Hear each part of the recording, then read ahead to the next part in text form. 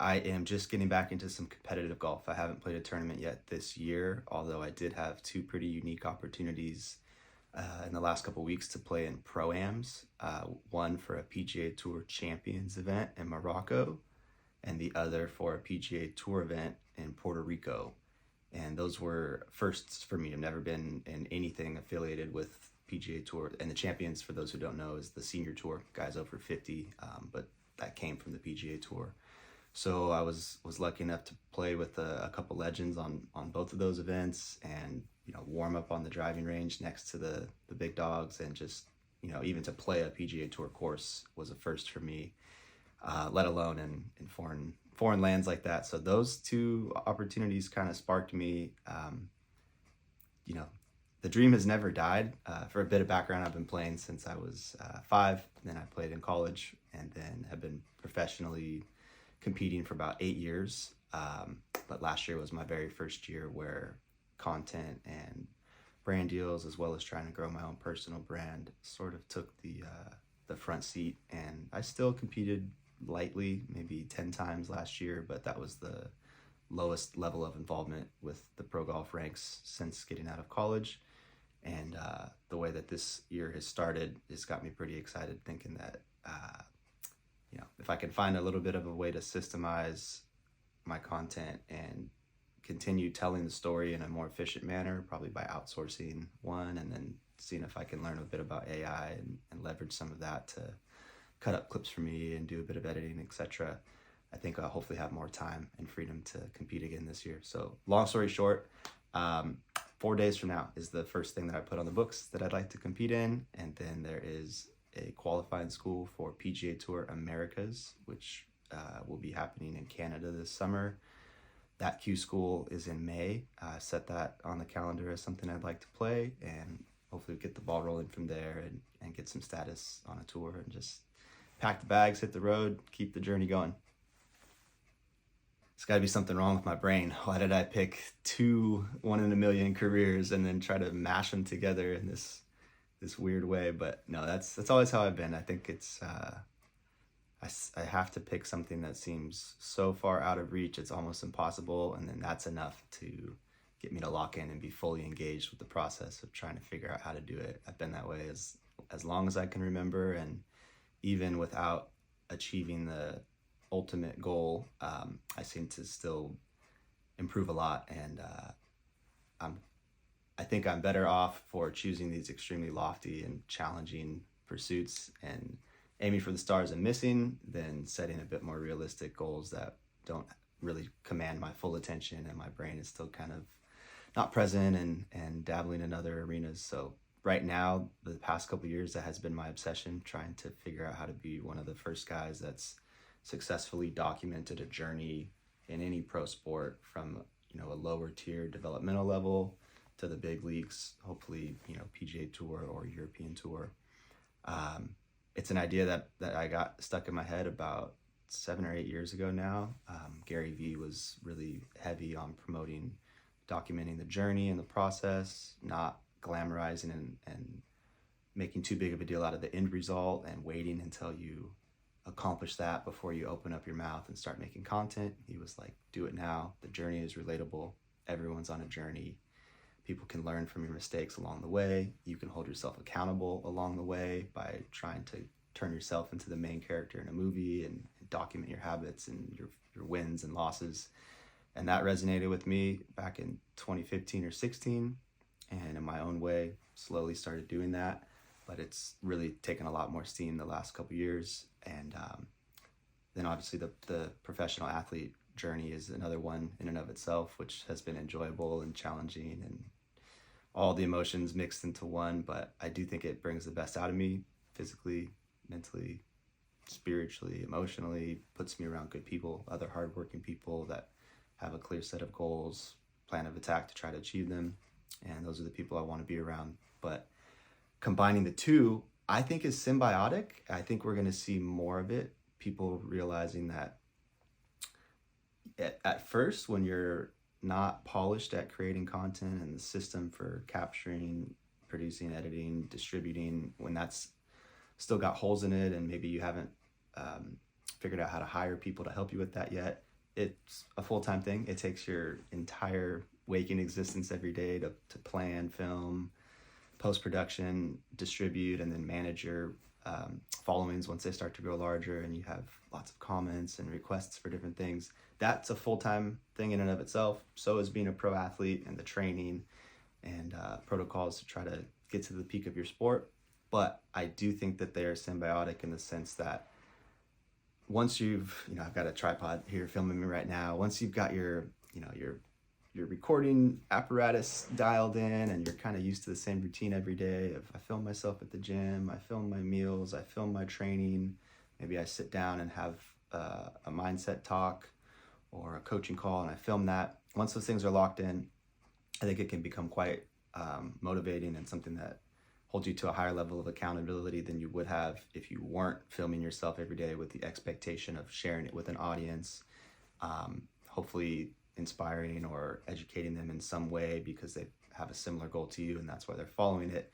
That can actually be a really a presence heightening experience, and it's taken me a couple years to come to that conclusion. I think at first I was like, man, this is never going to work. There's a reason there's no other pro golfers out here with a camera trying to self-document, and it's because it's too distracting and you'll never get the most out of yourself without eliminating that distraction. But I've sort of shifted my perspective on that over the years, and I'm seeing other guys pop up here and there that I think are doing something similar, which is encouraging. So I'm enjoying the extreme challenge of trying to blend both.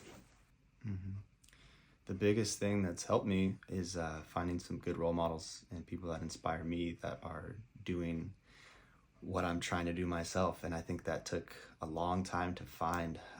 There's two people I'll shout out real quick that I seem to name drop in conversation almost every day in some way, which I guess is indicative of how important they've been on my journey. It's one guy named Hamza.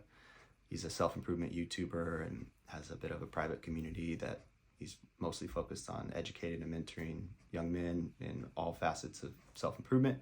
And then another guy named Dan Coe, very similar lane. And I found them 1 and 2 years ago, and they were the clearest mirror I've ever found of, not necessarily looking the same, but having the same goals in life and being a few steps ahead of me in terms of achieving them. They were evidence that it's possible to build an education and information-based cult-like following rather than just a purely entertainment-based, doing silly things, trying to follow trends and have a legion of 16-year-olds validating everything you do every day, which I think is probably a larger portion of social media, although it is shifting. I can't tell you how many times I've thought, why don't you just shorten your personality, shut up about all the mindset, spirituality. How about you just be funny out there? Because I can do that too. I have no problem kind of playing into the lighthearted side of things. I love to joke, and that was definitely a quicker path. And I'd even seen in my own experience, a number of phases where I've leaned harder into comedy or just taking it less serious. And man, those videos snap consistently. And that was my initial rise on TikTok. And then I had a secondary push on Instagram about 1.5 years ago. Both phases where it seemed like I could do no wrong as long as I kept copy pasting the same video format. I was going to get millions of views, gain all the followers, have all the brand deals. And from an outside look in, it's like, well, what more do you want? That's, you're going to have attention and an audience, you're going to have wealth, and you're going to have the opportunity to keep golfing. But that intuition and heart deep inside, I think I've never lost touch with it. And it's always been a North Star kind of pushing me away from that. Although that is the right path for some people. And maybe at a younger age, it would have been for me. But for right now, it just feels way more aligned and purposeful to speak more authentically about what I actually care about, which at this point is kind of taking my life more seriously. And I think a lot of people confuse that as too much of a try hard or it's not that deep. But to me, it is. I've had all kinds of struggles, and there's reasons why I am passionate about the things I'm passionate about. And for right now, at this point in my life, I enjoy trying to combine physical health, mental health, and an ongoing curiosity about the spiritual realm. I think it's a unique angle at golf. It's a perfect marriage that just needs some people to kind of talk a bit more about and popularize it a bit more, because I believe obviously fitness is a huge component of any sport, and then mental health and just mindfulness and the ability to be present and focus on one task for a long period of time. That's a trainable skill, yet most golfers and athletes in general are just now warming up to the idea that there's something they can do outside of the sport and the gym that would help improve their performance and enjoyment of the process of getting better.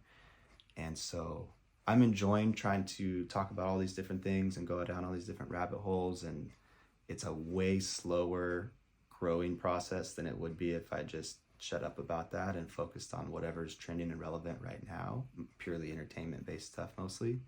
But those two guys I mentioned, to your initial question of, in those times where it's felt like it's just not going to work, what has propelled you forward? It's been seeing, even if just a few guys, I'm starting to see examples of people building the exact life that I want to live, which is a purposeful life, focused on serving really just the younger version of yourself, making content and talking about things that you yourself a couple years ago would have loved to find current you on the internet or in the real world talking about these things. That's kind of my framework for the content that I create these days. And I hope that if I keep doing that, my life will kind of morph into this ability to lead the younger generation, help people have the same growth that I'm experiencing in life. And then it's just a process that you copy and paste forward, where I keep learning and growing, trying new things, treating myself kind of like the test dummy in this overall self-improvement arena. And then I keep sharing these experiences in a synthesized and condensed format to hopefully allow those behind me that see whatever I'm doing or whatever goal I have as relatable to them. Hopefully I can be creating a roadmap that makes it a little easier, less painful, cheaper, quicker for people to get right where I currently am. And if that's my whole life existence, I'd be pretty pumped. Yeah, no, absolutely. I agree with that 100%. I've been back and forth between those two experiences more times than I'd like to admit, because the pull is very strong for instant gratification in our current world. And it's very hard. It takes daily training. And I'm sure you, of all people, I don't have to preach this to, the value of doing hard work and training your brain that to get something of real value in life, it takes real time and real work. Just to your earlier point about everything costing twice as much and taking twice as long, that should be tattooed on the inside of all of our eyelids, because we do see at the top of our Explore page and social media feeds, the most upvoted posts are always going to be the things that make it seem like you can achieve crazy things in a short amount of time, because that's what everybody wants to hear, that there's a magic pill, you can get something for nothing in the gym, with your business, with social media, because of course there are a few outliers in all of these arenas, and those are the things that get the most attention. And then that's what we idolize, because it is, it's a hack that your brain kind of grabs onto, thinking, oh, I wonder if maybe I can do something different than everybody else, and I can have a different result than everybody else and get there quicker. It's fun to obsess over that. Waste of energy in most cases. It just takes hard work. And ultimately, I think the longer you live, hopefully the less that appeals to you, and the more you start to enjoy the process of achieving important things to you. You equate that with, it's going to take a lot of hard work. I have to repeatedly take actions that require effort that I probably would rather not do. It's my comfort-seeking mind is going to tell me to not wake up early, to not take a cold shower, to not go to the gym, not eat the healthy food, not do the deep work on my business, because all of those things require effort. But I think as we get older, there is more enjoyment from that process of just locking in and doing the same, sometimes boring work every day that it requires to be great at something. And I think, as I mentioned a second ago, I've gone through this pattern a number of times of kind of getting sucked back into the facade that there's some way I can shortcut it, whether through trending content or affiliation with other creators that seem to be on a wave of doing something that's trending for 5 minutes. But as you mentioned, it just doesn't feel, there's just some, I am a sensitive person.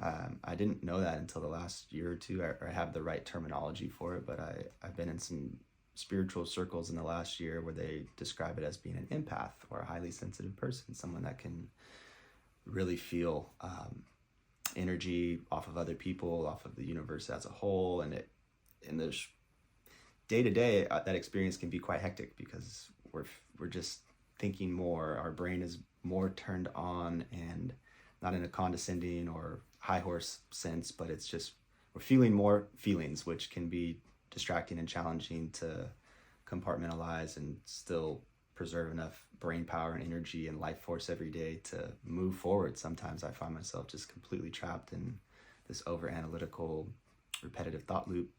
But if you can put work in to understand yourself and transmute somewhat of that suffering experience into making that about other people, using your own suffering and your own internal struggle, and then talking about it through the internet, and in the real life, you can do a lot of good and help a lot of other people. And I think you do have a deeper ability than maybe the average person to empathize with other humans and just the human experience as a whole, and be a pretty relatable figure that if you have the courage to open up your mouth and share that and not shy away from your emotions and heavy feelings, it can be a pretty rewarding existence. So I think I'm gravitating a bit more towards that circle and finding other humans that have had that same experience in the last year or two, mostly through meditation and breathwork retreats and workshops that I've been to. And I'm starting to really identify with that, and it's making it easier to push further away from sort of the instant gratification world, both in real life and through content, and just kind of buckling up and understanding like this is a lifelong thing. There's no need for a result in 1 week or 1 month or 1 year. If it's truly the work you feel like you should be doing, then it's not really reward driven anyway. As long as your basic needs are being met and you're able to live day to day, hopefully got a long life where we can continue pursuing this path. And we're in it for the long haul. Let's relax and enjoy all the ups and downs. So easy to say, a little harder to live, but that is my goal. What could be more exciting than the project of your own life? And a personal brand really is just your storytelling of your own life, your documentation of the pursuit of goals in different areas. And I think most of us think we're more special and unique than we are, in the sense of being so different than everyone else, or our interests and goals being so different than everyone else. I think most humans more or less want the same thing. We have a basic need for survival and safety, and we want love and companionship and a sense of community and tribe, belonging, acceptance, and we all want a sense of improving, getting better, learning, growing.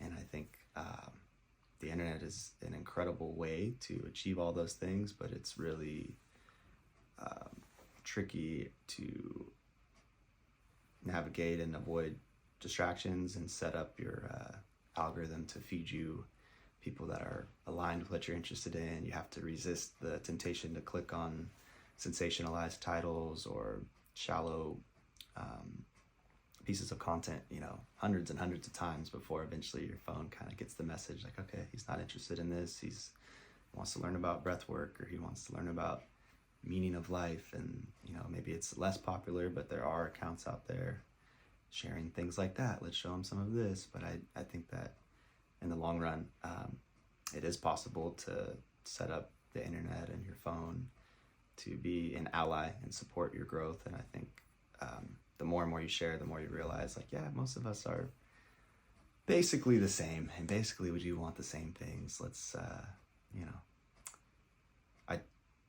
I'll leave it at that. Because I was living in a more shallow realm and just experiencing deep, deep pain. I think the pain of misalignment, as much as I tried to shut my brain off, with partying and shallow people and just the wrong environment, the more that that overthinking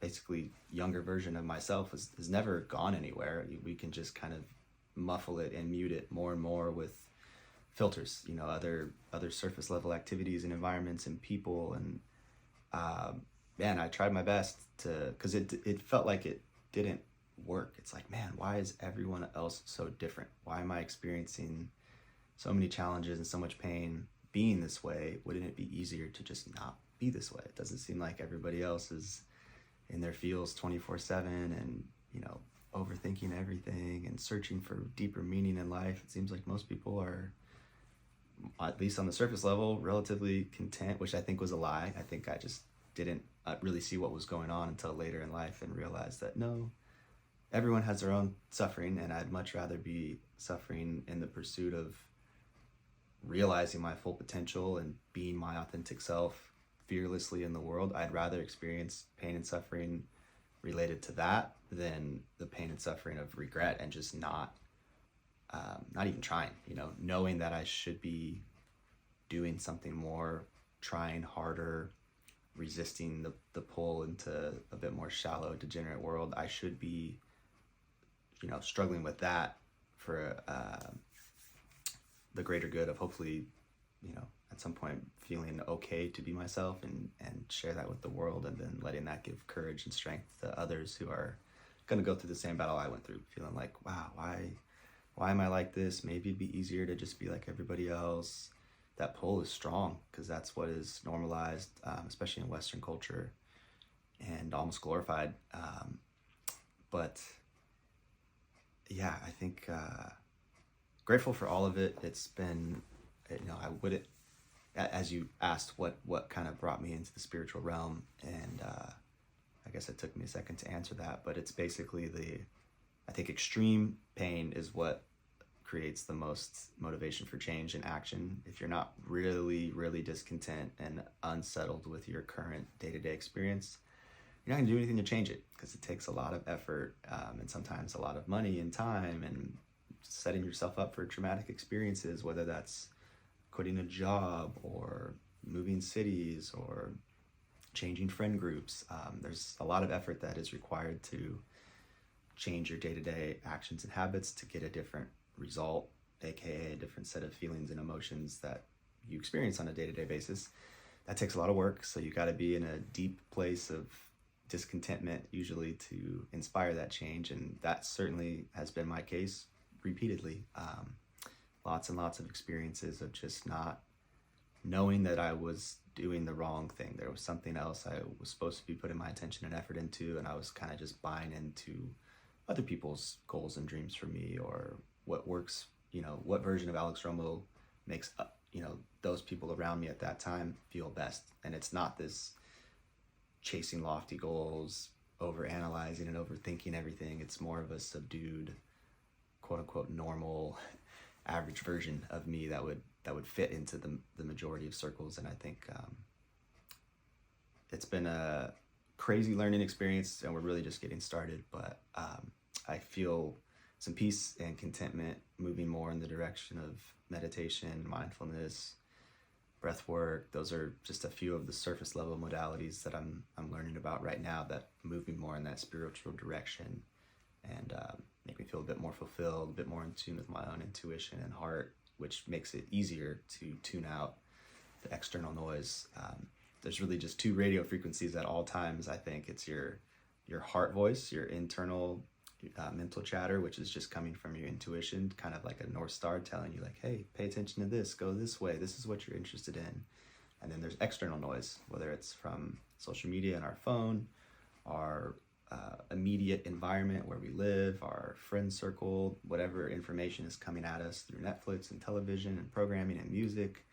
And usually it requires a lot of effort to tune that out and just quiet your external world to hear your own internal voice. But with practice, like meditation and breath work and other modalities, I think it can get louder and louder, and that makes it easier and easier to do what we're talking about by following your own path.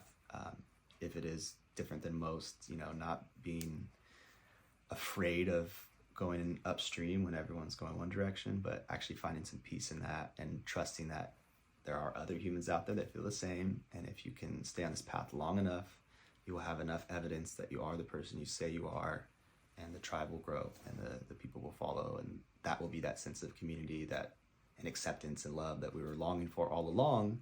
And now we get to not only feel that, but feel it for the right reasons, because we were actually ourselves and didn't hide that. Mm-hmm. Yeah, I hadn't really thought of it like that, but you're right. Interesting way of framing it. We do hear a lot more in the last couple of years about the masculine and the feminine, and the push-pull of those two energies, and I think it has gotten more and more, in the absence of one, we see the other, right? Like just in a normal relationship, there's going to be, there needs to be a presence of both energies. And if it's lacking on one side, then the other side is typically going to pick it up, whether that's natural or not for them to be that way. And, but yeah, that was well said. That was pretty interesting. I never really thought of that before, the way that you framed that.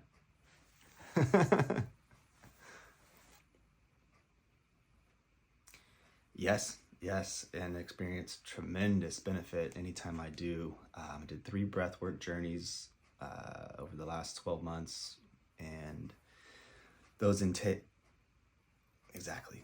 It was led by Lucas Mack and Hella Weston. They have a program called Awaken Breathwork, and it was basically an hour of just intense deep breathing in and out your mouth the entire time, with no pauses, at the top or the bottom. It's just a continuous cyclical inhalation, exhalation. You're laying down, your eyes are closed, you're under a blanket, they're playing music and kind of guiding you on a microphone to keep going, because it's a workout. It's breath work. The work is in the title. It is very challenging to push past those first 5 or 10 minutes when you start to feel deeply uncomfortable, because ultimately what's happening is you're kind of pushing past the conscious into the subconscious, and the goal of it is to release suppressed and trapped emotions and trauma, things that can be decades old in some cases, where the survival mechanism as a human being teaches us to compartmentalize things and push things down so we can keep moving with life, and that can wreak havoc on someone's nervous system and internal state if that's not addressed and processed. And in our modern world, we don't really teach or coach that very often. You have to go into these spiritual realms to hear people saying, like, yes, we need to let go of suppressed emotions and trauma, and you may have stored a stress trigger when you were 9 years old. Your dad left the family, and that led to a challenging experience for your siblings and you. And when he left, he was wearing a suit and he had this smell on him, and he went into his red car. Your brain is literally out of survival because of the fact that it associates that with a traumatic, deeply painful experience of your father leaving the family. You're going to associate all 5 of the senses: what he smelled like, looked like, the car he went into, what time of day it was, what city you were living in. Your brain and emotions are going to lock all that deep down inside of you, and then it's going to be scanning along with hundreds of thousands of other stress triggers, we'll call them, from other stressful events in your life. It's going to scan your current world every day, looking for things that resemble that, and then closing off to it. Because in the past, when dad left in a red car, that was really painful for me. So now, not even consciously, just subconsciously, every time I see a red car, it triggers me just a little bit, and that nervous system ramps up a little bit more into fight or flight response, which really hinders my ability to be at peace and be content with my day-to-day life. And I think that may have been a weird example. It's the best I could come up with right now, but the point is very true, that they said by age 30, the average human has developed 250,000 stress triggers, so instances like that. And our entire existence is basically, like I said, the human body is hardwired for survival more than any other need. So it's scanning for things that it interprets as threatening its survival, and we can't really distinguish between emotional and physical pain. So a lot of these things we're misfiring. We shouldn't be stressed about relationship trauma or something at work to the level that we are, but our DNA doesn't really know that. So we're stressed all the time. We're overreactive, and it's usually based on our past trauma. So a journey like this breathwork journey is kind of an accelerated way to get down into the subconscious and get your conscious mind to stop thinking and judging everything and putting it in boxes. This is a feeling I should feel. This is a feeling I shouldn't feel.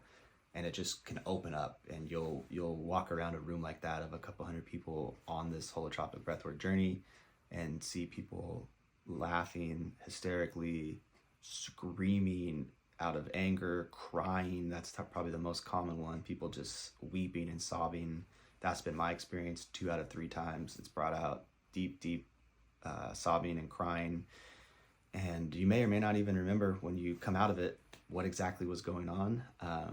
But I think if you implement a practice like that pretty frequently, over time, it can be really effective at reopening your heart, kind of clearing some of these blockages where, energy should be flowing freely through you and moving out the other side, but instead we're locking and holding on to a lot of things, which makes it very, very hard just to function in everyday life and not be a complete stress ball that's snapping on people left and right for the most minuscule things.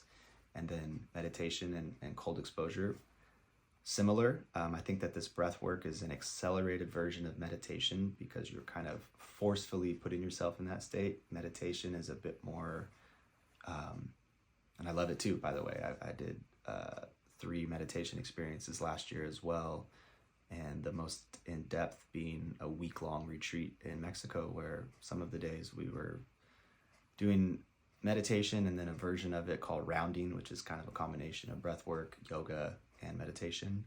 And some days, up to 8 hours a day doing that, really in the goal of, again, as I mentioned earlier, tuning out the external noise so you can tune into your intuition and your own heart voice. And I think that practice is powerful as well, maybe just a little bit more sitting back and waiting for it. And then this breath work is a bit more like, you're going to feel something today. If you just breathe in and out for 1 hour, I promise you're going to have some crazy experiences. And then cold as well. I think that's a bit more of a forced one also, where it's the science is pretty much undeniable at this point that it reduces anxiety and a lot of these fight or flight responses or fight or flight hormones in our body that are kind of just floating around in our bloodstream 24/7 for very minor inconveniences and stressors. We can reduce the level of cortisol and adrenaline and norepinephrine more to the baseline that it should be at, and allow our day-to-day experience to be much more peaceful and content, even in the face of stress and challenges, with a daily practice like cold exposure through an ice bath or the ocean or a cold shower. Absolutely. It used to be natural to go through periods of feast and famine, right? We didn't have to intentionally set a timer to have an eating window of 8 hours to intermittent fast. Yeah, that was just natural. And extreme heat and cold was just natural. That was a part of, being at one with nature and living in the elements.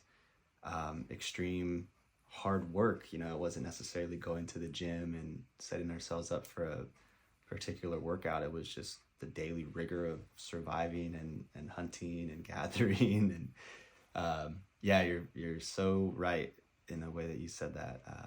Now we have to very intentionally go out of our way to create this variation of different experiences. But it's kind of the yin and the yang of life, the masculine and the feminine, day and night, waking and resting cycles. It's sort of, that symbolism is everywhere you look. The contrast and the pull from opposite ends is the beauty in life. You don't experience real joy when you have positive emotions if you've never experienced real pain. What can you contrast it against if all you know is comfort and ease and joy and happiness and prosperity?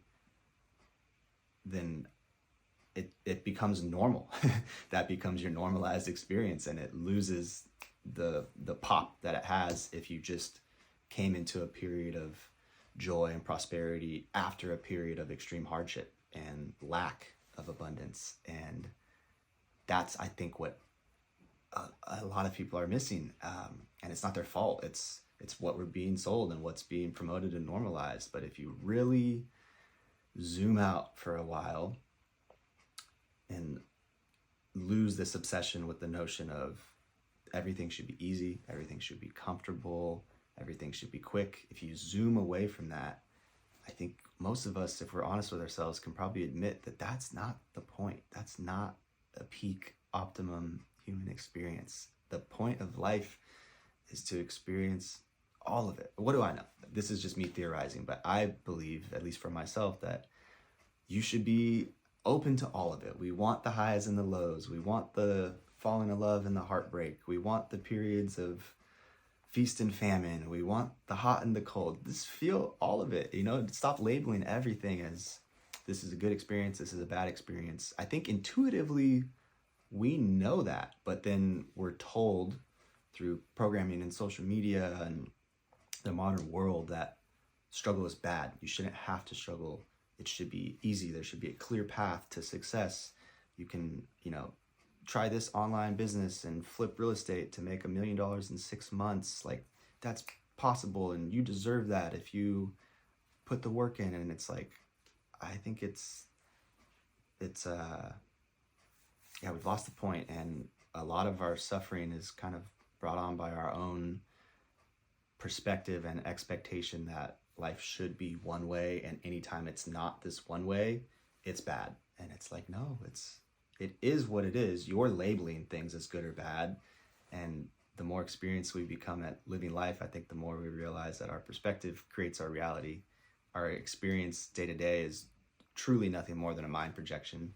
It's the classic example of glass half full, glass half empty is maybe one of the easiest things to point to, but two different people can be having the exact same experience and processing it in two completely different ways. And that's not because the experience itself is different. It's because their interpretation of the experience through their own filters and internal framework of what their experience of life should be is altering their experience of what actually is. The glass is half full or half empty because one person thinks it should be totally full.